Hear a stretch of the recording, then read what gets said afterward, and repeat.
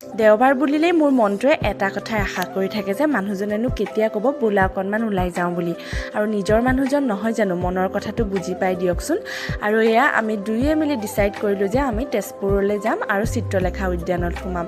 আৰু সেয়া কথামতেই কাম, আমি আহি পাই গ'লোহি এয়া তেজপুৰত থকা চিত্ৰলেখা উদ্যানত। আৰু মানুহজনৰ লগত অৱশ্যে মই প্ৰথম আহিছোঁ, বিয়াৰ আগতে কেইবাবাৰো আহিছোঁ বাৰু।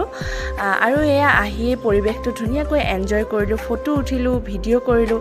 তাৰপিছত আকৌ কিবা এটা খাবলৈ বুলি আহিলোঁ আৰু আহি সোমালোঁ এখন ধুনীয়া ৰেষ্টুৰেণ্টত। সঁচাকৈ ৰেষ্টুৰেণ্টখন বহুত বেছি ধুনীয়া আছিলে।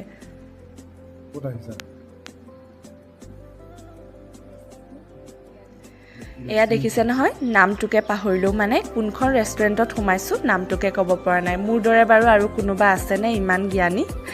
আৰু আমি খাইছিলোঁ এয়া তন্দুৰী চিকেন। আৰু আমাৰ সন্ধিয়াটো খুব সুন্দৰকৈ গ'ল আৰু বিশেষকৈ মানুহজনক বহুত বেছি ধন্যবাদ সন্ধিয়াটো ইমান সুন্দৰ কৰি তোলাৰ বাবে।